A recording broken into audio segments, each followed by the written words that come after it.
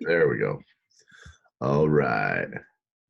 And we're recording. We've just been sitting here for a couple seconds in silence. So, hey, did you hear that? What was that? That was the intro to the bunny rabbit's hole that we missed. There we go. All right. So let's go ahead and jumpstart it. Okay. All right, so cool. This is the bunny rabbit's hole. And normally Craig is normally the one that jumps in and says, hello. But we didn't do any of that this time. But what we are is we are the... Keep it fresh. That's keep right. It fresh. That's right. That's why we've never actually scripted our intro. We just kind of winged it and just kind of stuck with it. Have we scripted anything ever? What's that? Have we scripted anything ever? Not more than just a couple of notes. I think we talked about doing it once, but never actually did it. We did, but then we realized that we were very sterile. Yeah. And hey, would you knock it off? But I'm trying to eat the goddamn house. I got... For those that witnessing, this is what it's like to live with 3 St. Bernards. Okay, so back to it. This is the Bunny Rabbit's Hole. And what we do here at the Bunny Rabbit's Hole is we take one topic. Today will probably be 2 topics.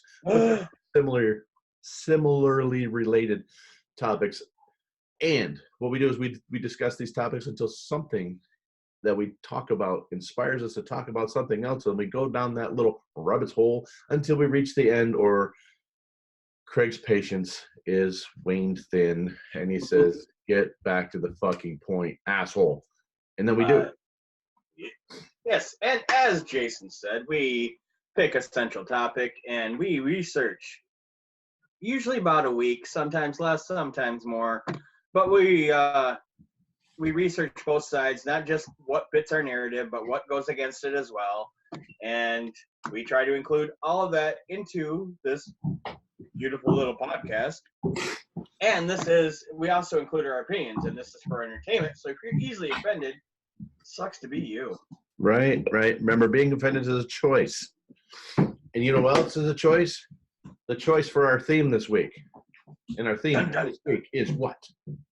I don't know how to label this one because it's like cryptid meets odd phenomenon. Actually, it's phenomenon. But they did a Muppets did like a little thing with Sandra Bullock when they did the new Muppet Show about 10, 15 years ago, where they changed from phenomenon to phenomenon. So I threw that joke out there. Yes. So today I am going to be talking about the Bennington Triangle. And what are you going to be talking about, Jason? I am going to be talking about the Madagascar man-eating tree. Okay, that's fucked up.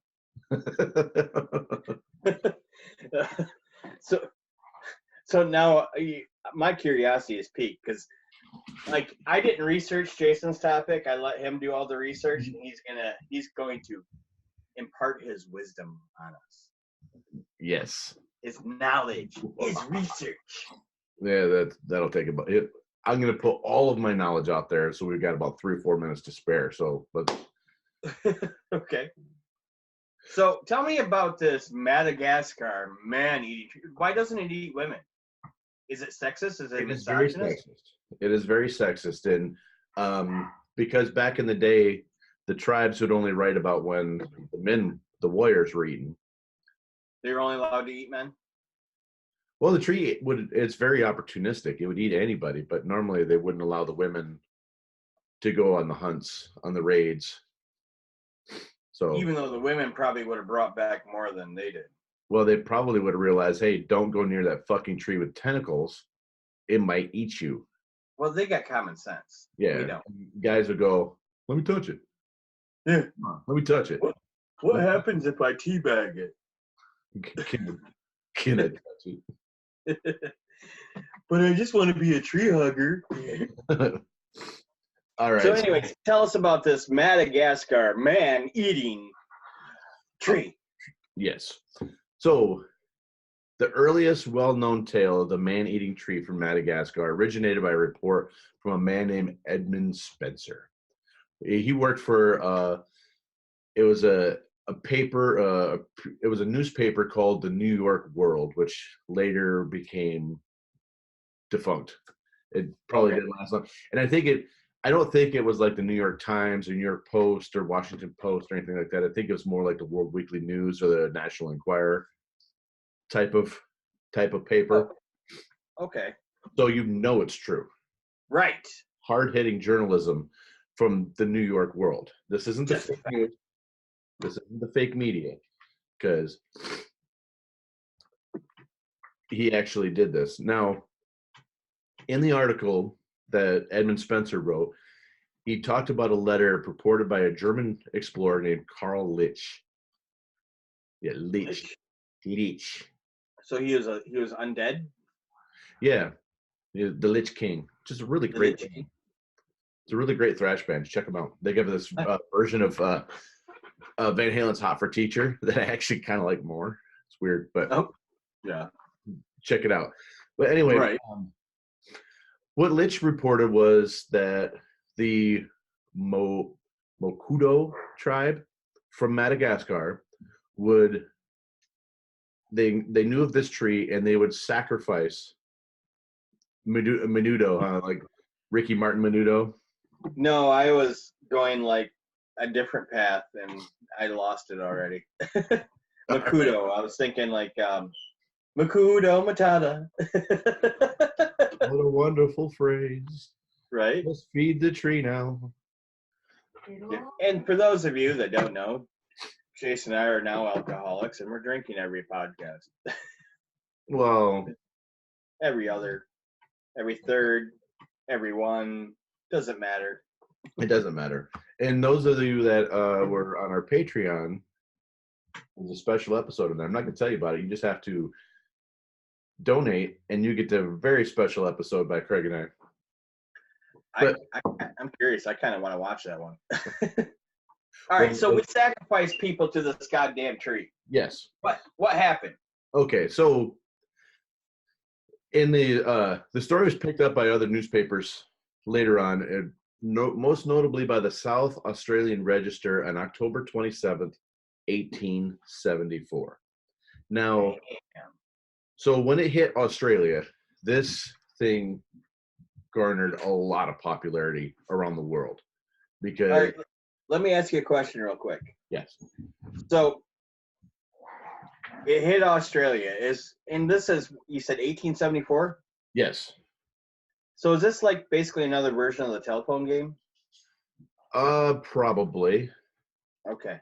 And for those of you who don't know, the telephone game is you have a line of like 20 people, whisper something in the first person's ear, and they're supposed to repeat it all the way down the line. By the time that it gets back to you, it's going to be a completely different story. Exactly. All right, now carry on. I'm sorry. Okay, so I'm going to read a little excerpt from the article. Okay. So, the slender, delicate Papley, with the fury of starved serpents, quivered a moment over their head, as if instinct with a demonic intelligence fastened upon their sudden coils around and around their arms and neck, meaning that this fucking tree it had tentacles. It's like a Cthulhu tree. That was somewhat poetic. Not your reading, but what? No, my reading was disgraceful. Yeah, I'm gonna put it out there. It was a bit atrocious. Yeah, it was definitely definitely Betsy DeVos public school rated. Right. So here's one of the reasons why I picked this particular one, because it kind of has and kind of is related back to a little bit towards you and I. Okay. So the tree was given further publicity by Madagascar, Land of the Man-Eating Tree, a book by Chase Osborne, which we have talked before, who was a former governor of Michigan, who went on to write books about weird shit like this. So, he had the boring life of being a governor, then he had the interesting life of actually researching and writing about shit. Right. But when we had a man that believed in conspiracy and believed in the paranormal, Flint still had a decent water supply. There you go. Ah, see, vote weird. Okay, people. Yep. Anyway, back off the political. Yeah. No, we're straying away from politics for a while because we're both burnt out on it, and I'm sure you people are sick of hearing us bitch about it. So Yeah. we'll go on. Okay. So one report comes out and says that 14 years later, the New York World reporter Edmund Spencer said it was a work of fiction. Okay. That he created this whole thing. But he wasn't the only one to actually report. Okay, before you go further, we may have some geography challenged listeners. Where is Madagascar? Okay, Madagascar it's not just a mythical island in a cartoon where zoo animals from New York get sent to go live with the king of the jungle. Are you sure? Yeah. You know, okay. As great as Ben Stiller and Chris Rock and David Schwimmer are, they're not in this one. Okay. Madagascar is an island on the east side of Africa. Okay, southwest east? Yes. Okay, cool. East. Southwest side. I was actually a geography challenge there for a minute. I was like, it's on the west side. No, it's not. It's on the east side. So, so it's on the west if you went the wrong way around the globe. Right. All right. So we got an island on the southeast side of Africa. Yes. With this tree. Now carry on. I'm sorry. Okay. I wanted to clarify that for everybody else and myself because I am geography challenged. All right. So another reporter, this time in October, yes, October is a very popular month for this particular tree, in 1891 reported, but he didn't call it the Madagascar man-eating tree. He called it the vampire vine. Ooh. Yeah, which I think is kind of a cooler name. Yeah, it's a good hook. Yeah, right? It's like almost like an metal album title. Right. But, and his name was Side note, have you ever wondered what happens if you mix regular crown with crown apple? I'm guessing that you get a weaker apple. We're going to find out. Okay, now that we're back on drinking. I've talked about it before. I spent a summer living in Yellowstone as a breakfast lunch cook. And my favorite drink of choice back then was Captain Morgan, Jim Beam, splash of Coke for color. It is a stronger crown. Yeah. Oh, nice. Okay. So by a splash of Coke, you mean like 2 drops? Yes. Okay. Like a little globule that kind of floats right on the top. And again, we have been sidetracked, ladies and gentlemen. Now back to the story. Okay.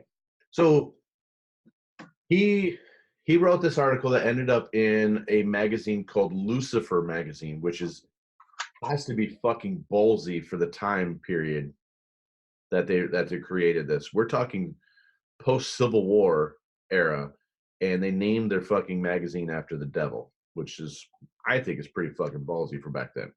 So this is what that triggered in my head. And this is an insight into the mind of Craig. He who was not lost was never found. Just like this tree. Right.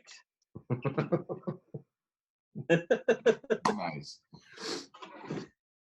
So he went on to describe not only this plant in Madagascar, but he also talked about it being in Nicaragua.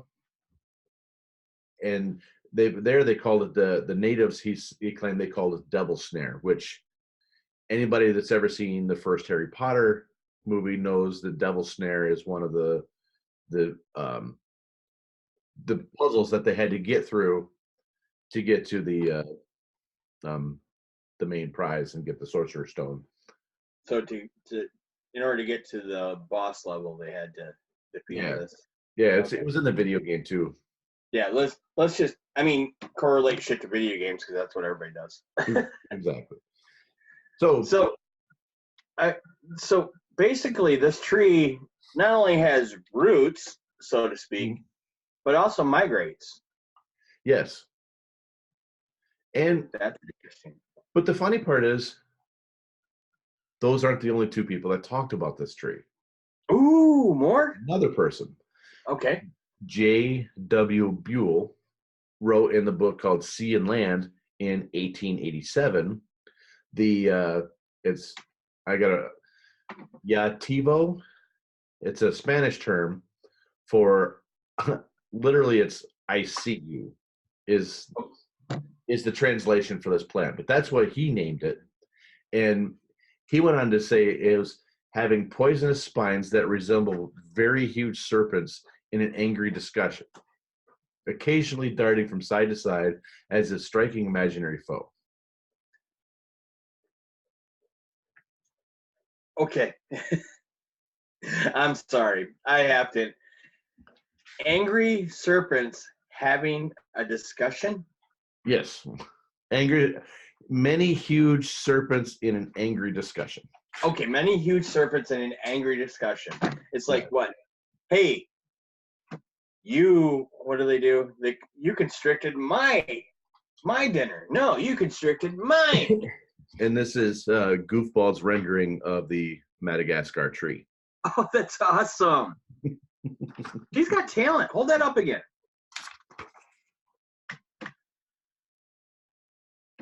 Yeah, she's got depth. She's got her values. That's good. See? That is really good. I could give her some lessons. There you go. Out there. I just heard another voice.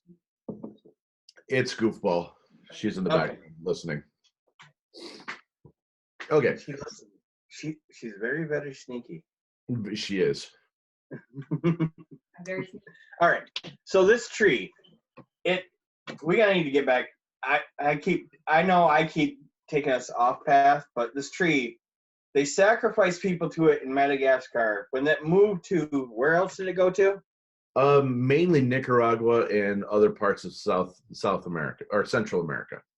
So we're talking about a tree that lives in Africa and Central America. So it's got a southern climate. Yes. Very close to the no, Madagascar's not close to the equator, so never mind. No, not so much. It's a bit south of it. Yeah. So we're talking about a tree that is in the southern hemisphere. Let's talk some more, Craig, because you can do that. And people now in Madagascar, they sacrifice people to it. What'd they do in Nicaragua?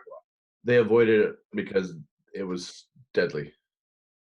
They stayed in there was no. I didn't find a single report of people sacrificing anything to devil snare. It was just something that they stumbled upon and went, "Oh fuck!" It's a cool name, though. Yeah. So in okay, this is a cultural lesson. So in Madagascar, they sacrificed people to it. So they basically worshipped it as a god. Right. In Nicaragua or South America. Or, I'm going to go off on a little tangent here. They used religion as a crutch to get rid of their enemies. And who doesn't do that?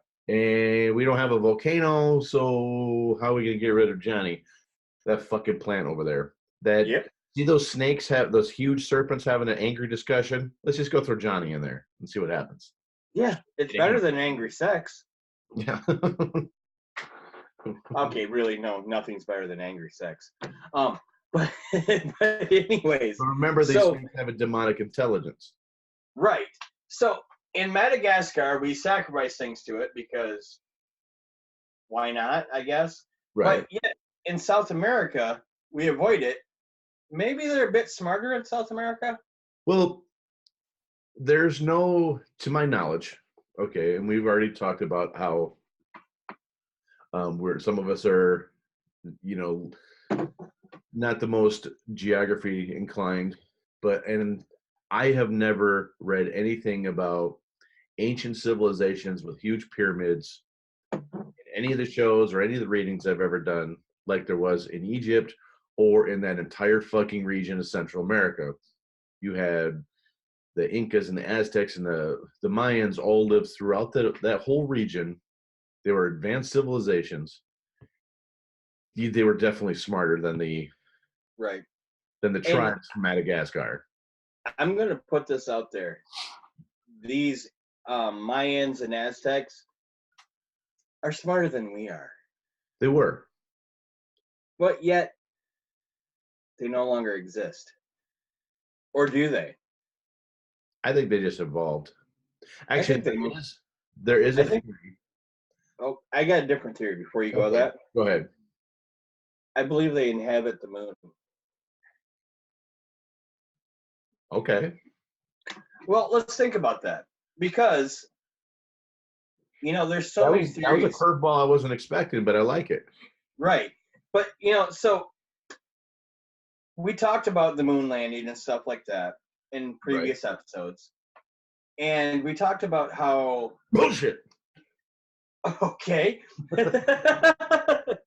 But we talked about how the people who visited the moon said they felt like they were being watched. Right.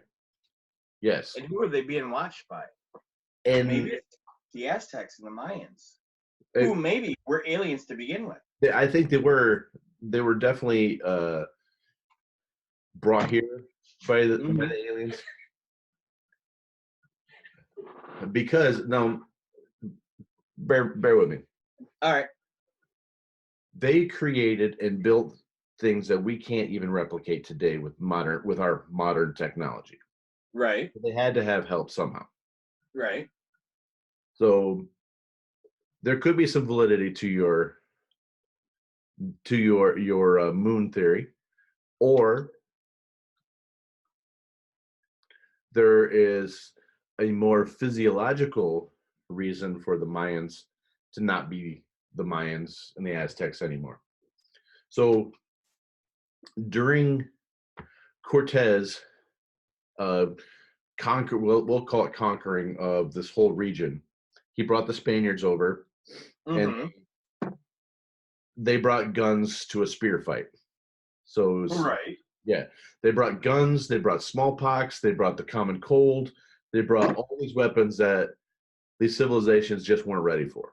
Right. But they also did something that, this is controversial, but there's science behind it. Now, the Aztecs, the Mayans, and the Incas, average height was almost 6 foot. Damn. Your average Mexican male right now is between 5'4" and 5'7".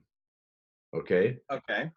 Which is coincidentally the same height as the average Spaniard. Why? Because these guys went over there and they raped all their women. They actually raped the genes out of these people. Ouch. That's fucked up. Right? Well, so now that I throw that downer on everybody there. But you see that in modern society too, though. I mean, okay, this is a bit political, and we'll get off it real quick. But if it was up to the GOP, we would breed out all people of any race. Well, there was another group that tried to do something like that. Okay. Yeah, they wanted everybody with blonde hair, blue eyes, even though most of their leaders didn't have blonde hair, blue eyes. Yeah, because Hitler had dark hair. Yeah. I have no idea what color his eyes were. I'm black and white because 90% of the images I've seen were in black and white. So I'm just gonna say I have a question for you. So we're talking about the time period of Cortez, right? Yes. And this is when the Mayans or the Aztecs built the pyramids? Well, the pyramids had to have been built long before that, because most of them are actually the same. They're determining there's a lot of science showing that the Incan pyramids, like Teotihuacan, is about the same age as the Great Pyramid of Giza. That was my question. Were these pyramids built around the same time period as the ones in Egypt? There's a lot of strong theories and evidence that's pointing that way. And the other thing too is, a lot of people are saying that the timeline of 5,000 years before Christ isn't real for the pyramids. They're thinking they're a lot closer to 10,000 years before Christ. And Right, and we talked about that in a previous episode because we talked about the Sphinx. The And Sphinx is actually older than the pyramids. right, because the original estimate of the timeline of the Sphinx being built was 2500 BC. Yeah. But yet they found, what is it? Water erosion damage or whatever on there that signified that it was built during a tropical climate, which would have been like 10,000 years previously to that. So we're talking 12,500 BC. Right. Right. So probably I'm going to go out on a limb and say, you know, when the aliens came down and built these pyramids, and they built them in different locations, not just Egypt, they probably did at the same time in South America. Oh, definitely. Definitely. So going what I'm also thinking is that they, at the same time that they came down to do this, they probably said, you know what? Let's take 2 spots on this little rock and let's fucking plant this fucking pain in the ass tree that's fucking eating our people. Oh shit, we're talking about tree, aren't we? Yeah. My bad, got lost. No, that's cool. But so does this tree still exist? Well, you would. I think if the tree still existed, you would still be seeing it on the backs of comic books. Because here's another reason why I picked this one is because everybody who's ever listened to our podcast knows that you and I grew up reading comic books.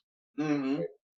And one of the things in comic books that always interested me was near the back, they had like classified ad type things, and then just regular advertisements. But one of the things on there was it was like sales. You could buy this bike, you could buy these X-ray glasses, there's all these different things.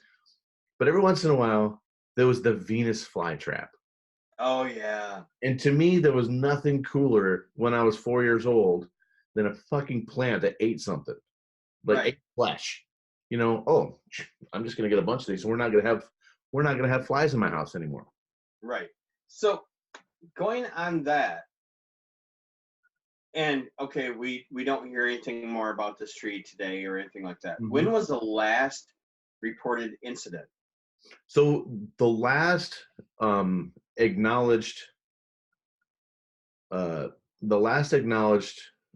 writing that I found about it was the last was 1906 was the last actual article, but then there's been shitloads of references to it, like Harry Potter and the Philosopher's Stone used Devil's Snare. Life of Pi had a carnivorous tree that was floating on an island. There was where was it? The Man Eater of Hydra, which was a film from 1967 that also had one. The Ruins, story by Scott Smith, talked about a vine plant that kills and consumes humans. Then there was Little Shop of Horrors had the plant. So there. I don't remember the Life of Pi. What's that? I don't remember the Life of Pi one. Life of Pi was that movie. Yeah, I watched the movie, but I don't remember the plant. It may have only been in the book because I'm only seeing the published date of 2001. Okay, all right. I'm sorry. But this article that I'm referring to here that's got all this stuff in it is actually giving credence. All of this stuff comes back to those 3 people that I'd mentioned before: Sneed, Buell, and List. Okay. Well, so what is your theory on this? That's what I'm more interested in. Okay, so did this tree exist in your opinion? I believe this tree could have existed. Okay. And maybe why? Not as spectacular as they're saying, but we've seen different plants like the honeysuckle one that's got the slippery walls that it sucks bugs into it, and then they Mm-hmm. get stuck in the sap, and then they get digested. I think there could have been a plant that was much larger back in the day that somebody could have fell into, got trapped in it, and then was digested. But Right. just like the dinosaurs, where they could grow to these huge, huge sizes because we lived in a world that had more oxygen Yeah. back then. So even though plants don't live on oxygen, they live on carbon dioxide. Now, it was a different world back then, so things could have been a lot bigger. Right. And Right. I mean, we still have things like the corpse flower that's alive today, which takes 17 years to just bloom, and it blooms for like 3 days. Right. So I think this plant could have existed, but maybe not as the angry snake debaters. Okay. All right. Fair enough. My theory, it's a fucking alien. There's that too. Because I mean, let's think about it. It's around the same time period that the pyramids are built, Mm-hmm. and so if aliens came into our world, so to speak, built all this shit, wouldn't they bring spores and pollen and shit like that with them? Oh, absolutely. And maybe not consciously, but subconsciously bring it. You know, there is something they're not aware of. Right. Because I mean, you think of like when it wasn't Columbus who inhabited the U.S. Other people did way before him. But when they came over, they weren't thinking about bringing smallpox and shit like that over here. No. No, they were just thinking about, hey, that's a new land. Let's check it out. As if to knock shit over them. I'm glad you brought that up, because I want to. Here's a point of contention I've always had about War of the Worlds. Mm-hmm. Okay. Great story by H.G. Wells. Right. Turned Then into you fucked it up by putting Tom Cruise in a movie with a mediocre movie with Tom Cruise in it. But the original one is really cool, and we are outclassed, outmaneuvered, we're just outgunned by this race, these alien invaders that come down. They're fucking our planet up, but then the common cold kills them. Now, couldn't that work in reverse too? Oh yeah, definitely could. They had to have space germs. Oh yeah. So why aren't we all dying from their germs? We did. It's called the plague. Oh yeah. The Black Death. Touche. I mean, let's think about it, because we still have sightings of UFOs today. And maybe it was AIDS too, but AIDS didn't start from some guy fucking a monkey, okay? Right.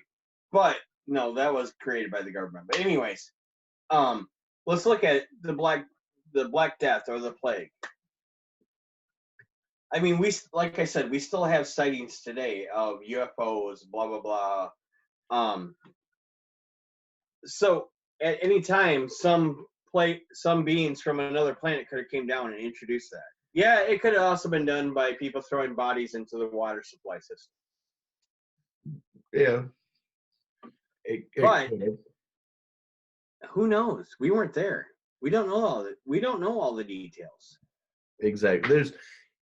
And for this, the thing that's always bothered me about the Black Plague is, before it really started, there was no confirmed cases. Right. There's no documented cases of people dying like this. Granted, they didn't have the internet. They didn't have, records on file. They didn't have the CDC, the World Health Organization. They didn't have all that shit. And 90% of the people were illiterate. Exactly. But somebody somewhere should have said, oh my God, Frankie died of that 2 months ago. Right. Or I heard of a case of somebody having this back in England. Right. Or I heard about this dude fucking a monkey. Yeah, it just appeared, wipes out 135 million people, and then it's gone. Yeah, and we never came up with a cure for it. It just disappeared. Yeah. How the fuck does that happen? right? I saw Outbreak. I know what Cuba Gooding Jr. had to do with that helicopter to get them to not drop that nuke on that town so that they could get the monkey, case zero, and come up with an antidote. Right. Or World War Z or any other dystopian apocalyptic movie. Right. So yeah. So what else you got on this tree? That wraps up what I have on the Madagascar man-eating tree. Man-eating tree. Yeah, it's fucking sexist as fuck, man. Right. Reminds me of a Hall & Oates song. Whoa, whoa, here she comes. Watch out, boy, she'll chew you up. That Sorry, tree man-eater. Yeah, I had to stop. Person eater. I had to stop before we got demonetized, which we're never monetized, so it doesn't really fucking matter. So. Oh, YouTube just laughs at us. YouTube just YouTube what? YouTube just laughed at us. Money for you? Right. We're the redheaded stepchildren of YouTube. That's right. All right. So I guess it's my turn then? Yes. So, dun, dun, dun. What are we going to talk about? We're going to talk about the Bennington Triangle. The what? The Bennington Triangle. Bennington Triangle. Okay. Now, I know that you're a musician. Yes. Is this something that you saw like Guitar World? Ding! It's the Bennington Triangle. No, but we do need more cowbell. It is the rhythm triangle of rhythm triangles. Right. But no, this is really interesting because I came across this. All right, so Jason and I decided we're going to do this on cryptids. Mm-hmm. So I'm doing the research. He sent me a link, and I'm looking at all the cryptids, and I found a lot of really cool ones that I wanted to do. But then I went to YouTube and typed in some of these, and it came up with the Bennington Triangle, which just took over for me. I saw that, and I'm like, it's calling to me. I got to talk about it. Which is way different than the Paddington Bear. No, the Paddington Bear, you know what? I'm going to put this out there. I think the Paddington Bear was a predator. Yeah, like pedophile predator. Exactly. Who walks around in a fucking raincoat in a blue hat? Unless you're the Morton Salt girl, you don't wear a fucking raincoat. Right. So, anywho. So, the Bennington Triangle. I was told that Paddington Bear was a kid, and that's why I was doing it. That's fucked up even more. That makes it even worse. Right. At that age, having those kind of thoughts. Come on, Paddington. Right. What the fuck are you thinking, dude? Anytime you move into a neighborhood, you better be knocking and introducing yourself to every one of your neighbors. Right. Just go home and jerk off. I'm a predator. Right. Sure. Go home and jerk off. Let's get back to the triangle. You get in less trouble. Okay, so what type of voice do we want to do this in? You know what? I was really happy with your Scottish. My Scottish? Yes. Okay. I just heard the peanut gallery on your end. That's goofball. All right. So, I lost it. Let me get back to Scottish. The Bennington Triangle is a phrase. That's not even Scottish. Fuck that. I thought you were like an English professor. That was great. Right. So we'll go with the English professor. The Bennington Triangle is a phrase coined by New England author Joseph A. Citro. I have no idea who this dude is. Remember that show, The Paper Chase? Yeah. Yeah, that's what you were like. That old English guy that's in that show. Oh, like what is his name? The one that does all the documentaries or the nature documentaries? Yeah, the Richard Attenborough. Yeah, that's it. That's where I got it from. So, anyways, Joseph Citro is a Vermont author and folklorist. I don't know why they got to put the two together. Right. You know, occasionally referred to as the Bard of the Bazaar or the Ghostmaster General. I'm liking this dude more and more. I just got to put that out there. I'm sorry. Yeah, I want that title. right. Postmaster General. Yeah. How do you get Or that title? the Bard of the Bazaar. I like that too. I do too. So, anyways, he wrote some books on this shit, right? And during a public radio broadcast in 1992, to denote the area of southwestern Vermont, within which a number of people went missing between 1945 and 1950. That's misleading. 5 people went missing. It's not a number of people, because when somebody says a number of people, you're thinking a lot of people, right? Right. You're thinking like a flight went down and a number of people died. Right. It's 5 people. 5 people in 5 years. Right. So he wrote a bunch of books. A bunch of books by me means 2 books. And he talked about this whole place. So it's really cool. It's this area of Vermont, which is centered in Glastonbury Mountain, okay, in the town Glastonbury. Uh-huh. And it includes parts of Bennington, Woodford, Shaftesbury, and Somerset. And I just got to stop and say, who the fuck comes up with the name Shaftesbury? Like, you bury your shaft? Yeah, I buried my shaft. Yeah, that's what she said. Anyways, sorry. Or it's the English version of a really, really mediocre black detective show. Right. So, Shaftesbury. between the periods of 1945 and 1950, and this is why I picked it, because this is more current to us. I mean, Okay. yeah, it's 70 years ago, but it's still more current than the 1800s. Yeah. So, during the period of 1945 to 1950, 5 people went missing in this area called the Bennington Triangle. Okay.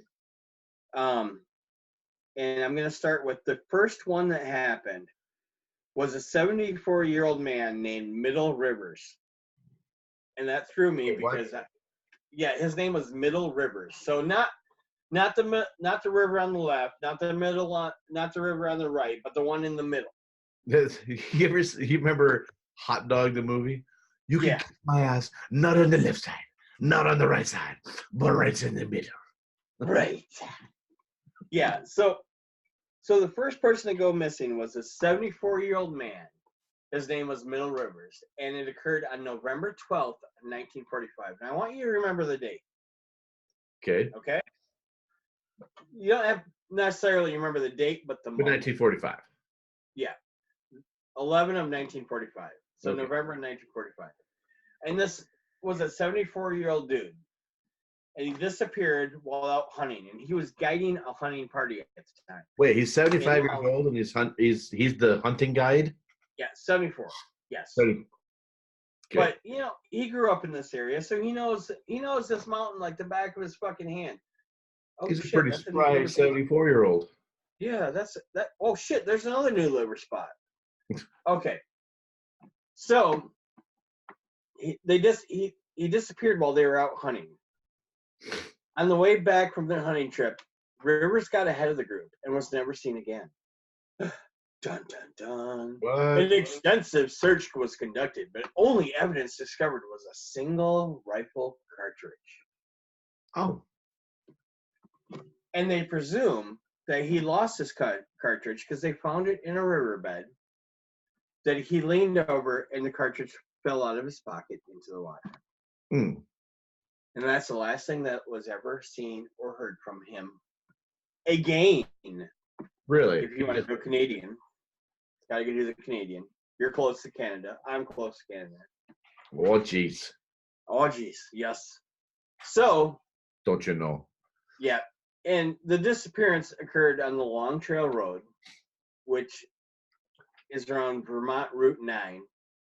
And he was an experienced hunter and fisherman. So let's stop right there and go, how does a 74-year-old dude who's been in these fucking mountains his entire life just fucking disappear? Right. Did he have like instant onset dementia? Right. Which is possible. I mean, come on, we didn't have the technology and all the medical diagnoses back then, but that is a possibility. Right. But that was generally just regarded as, Oh, Grandpa forgets stuff every once in a while. Right. I have to introduce myself to him every time I see him, but he just forgets things every once in a while. So let's fast forward to the very next year because, again, Middle Rivers disappeared on November 12th, 1945. Okay. So we're going to jump ahead to December 1st, 1946. Okay. And in this time, a college student who was a sophomore at Bennington College, Okay. mind you, this is now a ghost town. Okay. Why? Because a lot of these towns at the time were mining towns. And we all know what happens to mining towns. They dissolve and become ghost towns. I just watched a Mike Birbiglia stand-up special, his newest stand-up special, and he talks about little towns like this, and he goes, and a lot of towns I perform in are basically just an Applebee's and a dream. Nice. So, Paula Weldon was an 18-year-old college student at the time. Okay. She was a sophomore at Bennington College, which is impressive, being 18 and a sophomore. Yeah. Especially in 1946. Right. And being a woman allowed to go to college in 1946. Do get Hauser? Right. So, I'm not going to read from the Wikipedia page. I'm going to go back to my memory of the YouTube videos I watched. Mm-hmm. So, Paula got out of class one day. She goes back to her dorm mates, roommates, suite mates, whatever you want to call it. Mm-hmm. And she wants to go on a hike, but she can't find anybody to go with her. So she dons a red parka. Okay. Sets out. Yes, I know you're thinking Little Red Riding Hood. Right. So she sets out on a hike by herself. Little Lone Riding Hood. Mm-hmm. So she started out on the long trail.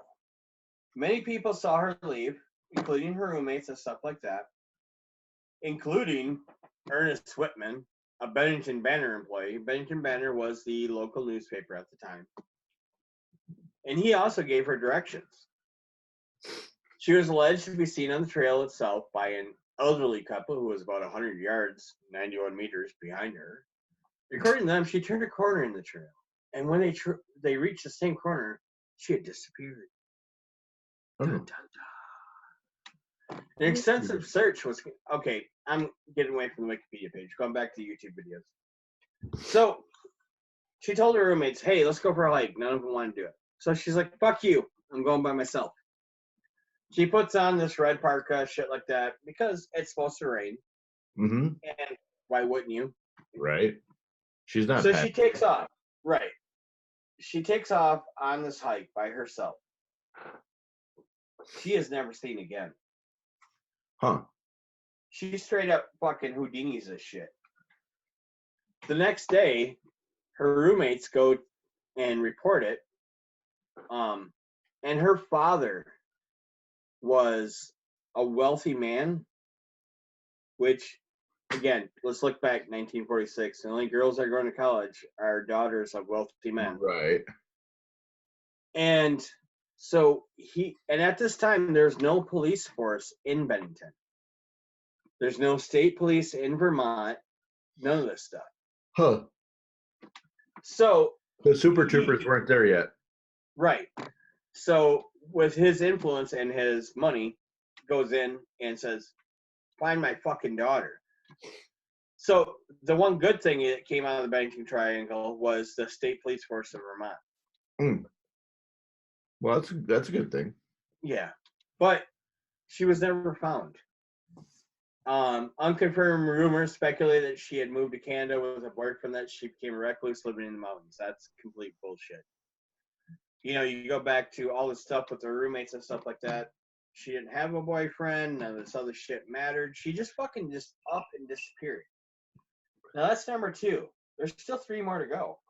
So she came from an affluent family. Right. And she was awarded the ability to go to college when most women didn't go to college. Right. And she gave all that up for some dick in the woods. Yeah, I don't buy that either. I don't buy it either. No. So now we're going to jump forward to 1949. Okay. And a man named James E. Tedford, because we got to put the E in because it matters so much. Right. This dude was a vet. Okay. And he was the third person to disappear. And he went missing on, and again, we're going back to the date, December 1st, 1949. 3 years later to the day. To the day. Exactly 3 years after Paula had disappeared, Tedford was a resident of the Bennington Soldiers' Home. He had been in St. Albans visiting relatives and was returning home on the local bus when he vanished. Yeah, I'm not. How does somebody fucking vanish from a fucking bus? Right. All right, so according to witnesses, driver didn't notice. Right. According to witnesses, Tedford got on the bus, was still on the bus at the last stop before he arrived in Bennington. Somewhere between the last stop and Bennington, the dude just fucking vanished. That's fucked up. His shit was still in the luggage rack, and an open bus timetable was on his vacant seat. So at some point during this travel on the bus that did not stop, he just disappeared. He fucking ghosted this shit. That's fucked up. They didn't stop for a piss break and he didn't get back on the bus. Right. So now we're going to jump ahead a year later. Okay. This is the fourth person to vanish. His name was Paul Jeffson. He was 8 years old. Oh. Yeah. He's in a truck with his mom on October 12th, 1950. Okay. And so he's in a truck with his mom. She's going out to feed some pigs. She leaves him in the truck because it's 1950. Right. Shit doesn't happen. He's 8. You can leave him alone in a truck at 8 Right. years old. So she leaves the 8-year-old in the truck, goes out, feeds the pigs. She's gone for an hour. Comes back. He's gone. Okay, so maybe not an hour. Right.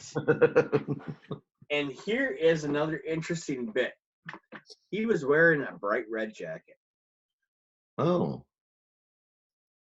And this goes back to Paula. Right. She was wearing a bright red jacket. Right. Just under 4 years before. Right.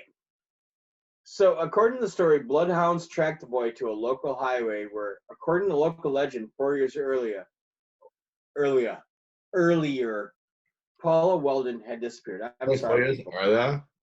Yeah, I'm sorry. The crown is kicking in, so my speech is a little bit fucked up. You heard me read earlier, so. Right. So this kid, 4 years after Paula Weldon, disappears in the exact same fucking spot. Wow. Yeah. And we have one more. So the fifth and last disappearance was a woman named Frida Langer in 1950 on October 28th.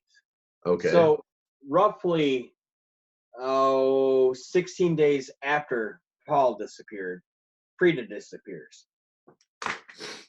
Mm-hmm. Her and her cousin Herbert were camping out with their family out in the mountains. They decided to go on a hike near the Somerset Reservoir. Excuse me. During the hike, she slipped and fell into a stream. Okay. So she tells her cousin Herbert, "Hey, I'm gonna go back to the campsite, change my clothes, put on some dry clothes, and then I'll be back." And he's like, "Cool, bitch, I'll wait out." Because that's what they said in 1950. That's exactly how they talked. Right. So she goes back, and dude's hanging out. He's like, "Jesus, this bitch ever gonna show up?" Because they said, "You're an L7, bitch." Right. So she never showed up. So when she didn't show up, he decided, all right, you know what? I'm going to go look for her. So he goes back to the campsite and discovered that, when he got there, he talked to the family. She never showed up. Huh. and they weren't that far from it. Right. So between the place they were and their campsite, let's say it's 2 miles. I don't know the exact, but within a 2 mile distance. It's not time, it's distance, Greg. Okay, within a 2 mile period, or It's a parsec. Yeah, she just fucking disappears. Huh. So the family searched and searched, and they contacted the police, which now we have, because of Paula, we now have a state police force. Oh, okay. So that it was enacted that fast. Right. Well, we're talking 4 years, so. But still, when you said they got the police force, it's like I was thinking, early 60s. Right. So they go out searching, and this is the first search using aircraft, helicopters, and up to 300 searchers. They couldn't find anything of her, but then on May 12th of 1951, her body was found near Somerset Reservoir. Oh, okay. In an area that had been extensively researched 7 months previously. No cause of death could be determined because of the conditions of her remains. Because she was so decayed? What's that? Because she was so decayed? Probably. That's going to be my guess. That, and with water, it's hard to tell. Right.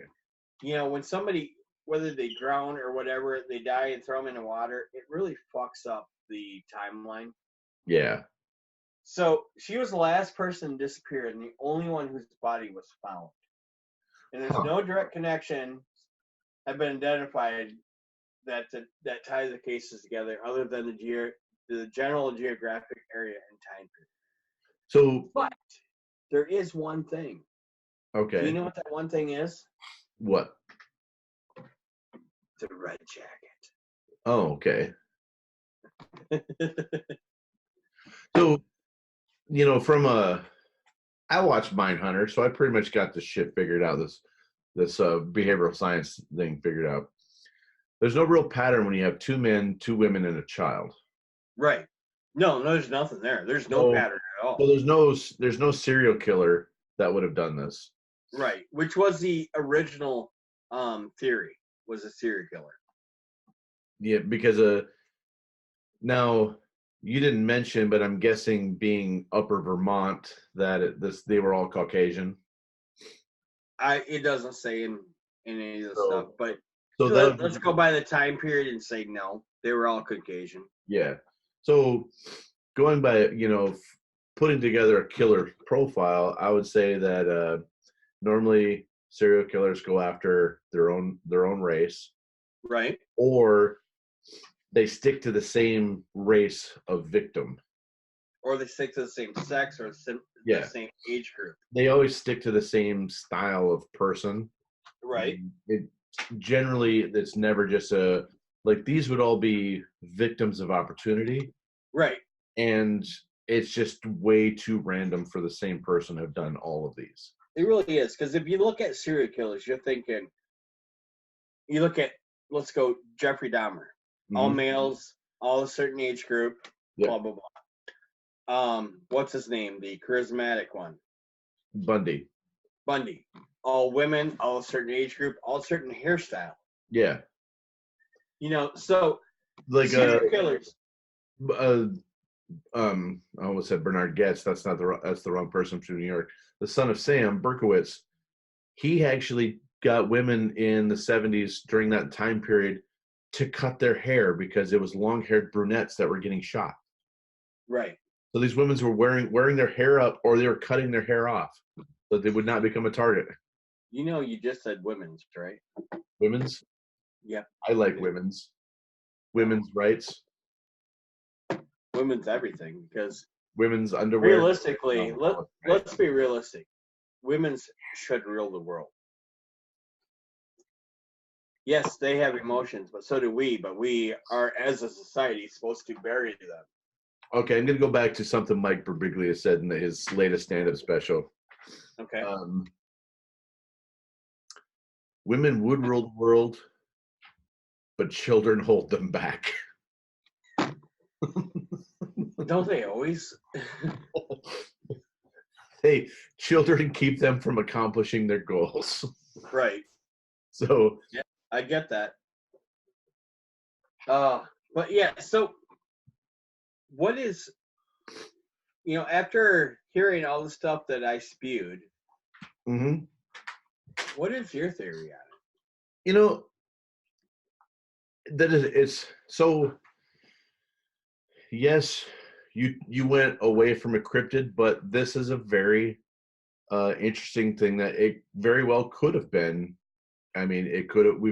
We've talked about the Michigan Dogman, which is basically a werewolf type of Right. creature that roams Michigan and Wisconsin.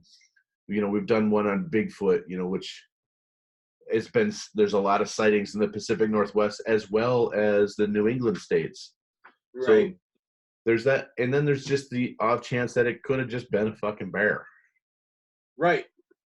But the thing about it is, it's a 5-year span where you have 5 completely different people.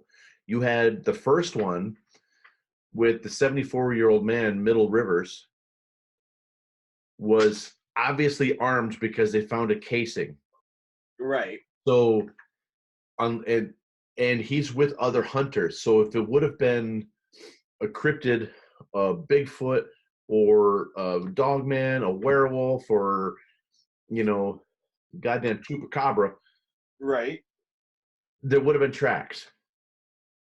And even though he was their guide, most hunters are pretty experienced seeing tracks, especially if they were that keen to find a shell casing that was dropped.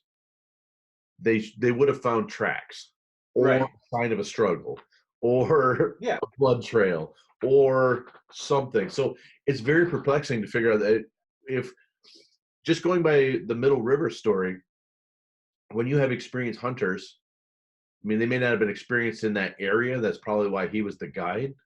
Right. But you have experienced hunters. They would have, scouring the area looking for this old man, one of them would have picked up on a blood trail, some kind of trail, or they would have noticed something that would have happened, a skid mark going into the water or something. It would have been a lot easier explained there. The child one, that one is a different story because the mom was away from the child for an hour and it was picked up by the highway. Right. But he was picked up by the highway, so that's completely different scenario. The first woman hiking, with that one, that's the only one where I can honestly say that foul play with with a serial killer, a predator. We've all seen the movies like Wolf Creek, where people go hiking and then they get fucked over. We've seen Deliverance, where you get fucked over by hillbillies. So that's the only one of these particular cases that you bring up where I can honestly think that it could have been foul play. The other ones I don't know because they're so random and they're so different. Right. And since they're so random and so different, do you want to know my theory? Obviously, because we're on a podcast talking about our theories about this shit. Right. So yes. Aliens. I was getting there. Yep. Because you look at it and you go back to alien abductions and they are completely fucking random, right? Yeah. There is not a single demographic that you can go back and say, oh, they're the only demographic that have been abducted by aliens. No, aliens have abducted everything. Yes. So my theory, it's either aliens or Bigfoot. And if it was Bigfoot, it's not that Bigfoot fucking killed them. They took them into their tribe. Right. Because honestly, I don't see Bigfoot as a killer. Even though Bigfoot terrified me as a child, mm-hmm. I see Bigfoot more as God, even listening to myself, I hear myself as drunk. So, but I see them more as somebody who kind of you think Bigfoot more as a Harry and the Henderson style Bigfoot rather than a fucking savage monster. Yes and no. I see them more as in a amalgamorphic, where they bring others into their society and grow their society. Okay. And I hear my voice, I'm like, holy shit, this dude's drunk. But I'm not going to try and dispel the Bigfoot thing, because obviously that makes sense for the hitchhiker. The second, and you go back to our Bigfoot episode where the female Bigfoot came in and protected the child. Right. Exactly. The one thing that I would say about the Bigfoot one is, with Middle Rivers, we would have seen a track. Maybe. You know. Let's look at the time period, though. Middle Rivers was in 1945. Yeah. So if a track was seen, it may not have been reported. True. But I think these guys would have had a better, a better sense of, foul play to their buddy.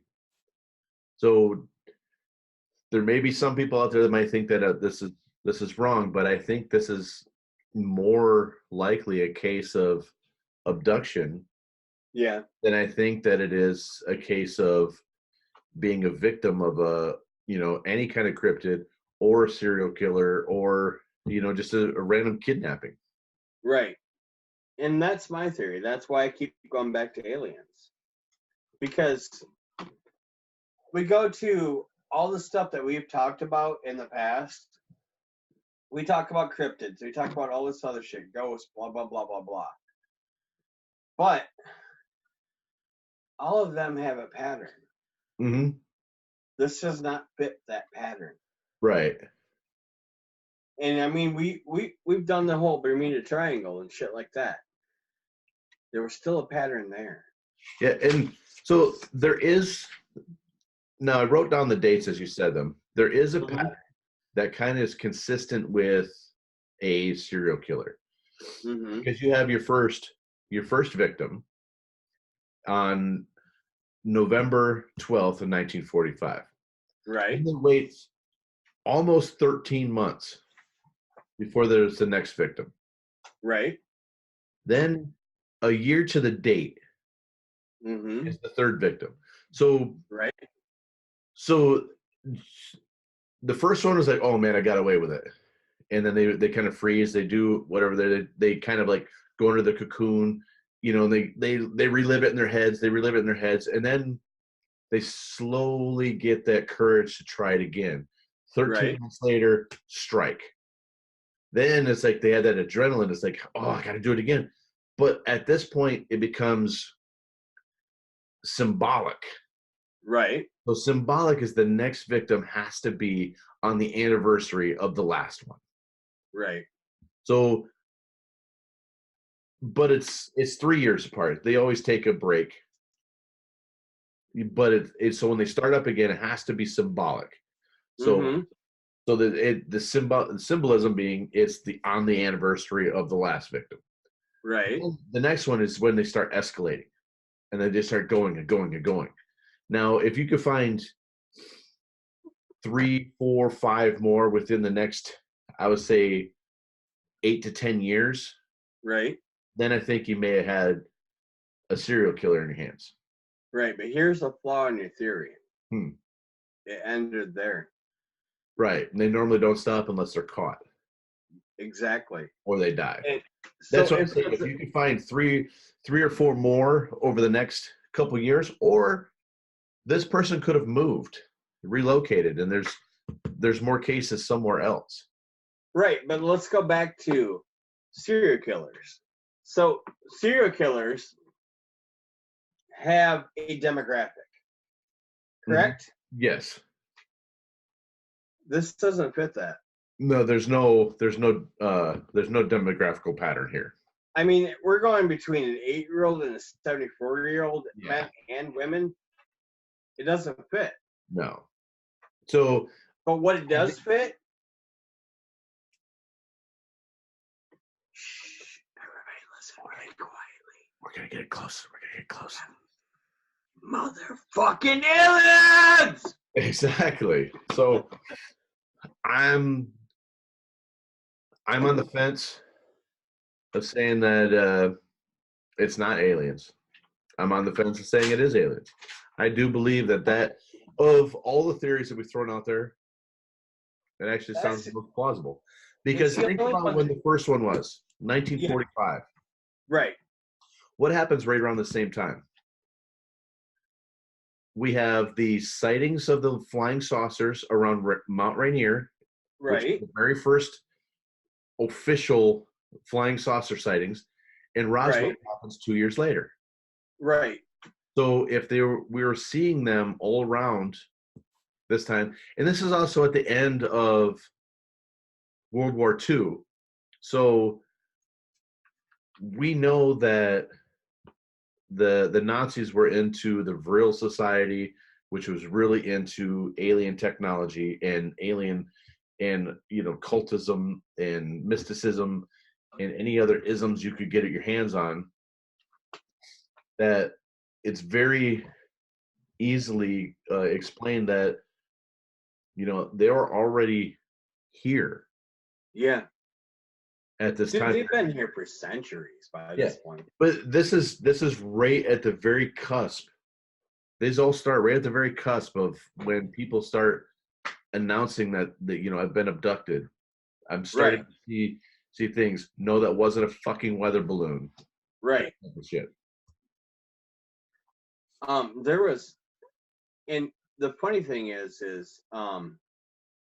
that this triangle led to other certain triangles, but I'm having a hard time finding them at the moment. Probably because of the alcohol. Probably. And, I'm just gonna go out and say that alcohol is bad. Okay. I much prefer weed. Weed good. Oh, good idea. Drinky bad. Okay, that's creepy. When her voice comes in like that, I'm just gonna put it out there. Well, she is creepy, so. Yeah, it's like a ghost hunter show. It's like that voice that comes out. We just have there it is again.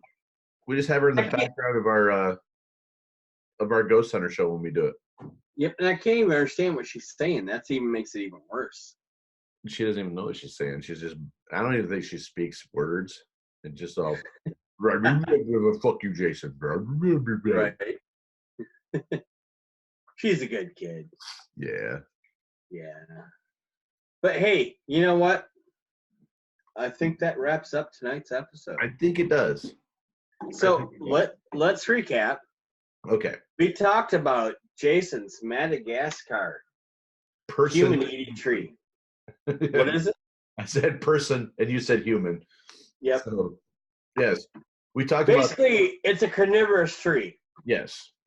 And then we talked about the mysterious disappearances of 5 people in Vermont.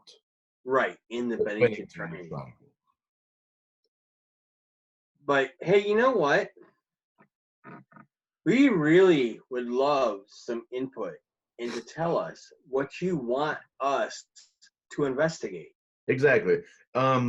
Right here on this line, you will see our email address. Please send us some suggestions of things that you'd like to hear us talk about, to rant about, or to rave about. Just talk about, just give us some shit. Or, you know what? Just say hi. Tell us we're full of shit. We don't care. Just say hi. Yeah. Sometimes we're lonely. We just want to pick you up. We just want to read an email and says, "Hey, man, how you doing?" Right. Hey, we're good. How are you? It might go to our spam folder, but hey, you know what? I checked that too. So cool. Cool. All right, folks. You know what? Hey, this has been a fun episode. Hope you enjoyed it. We did. We did. So I'm going to go ahead and say it. I'm going to put it right here. Insert tagline here. Peace out. Love you guys. All right. Bye-bye.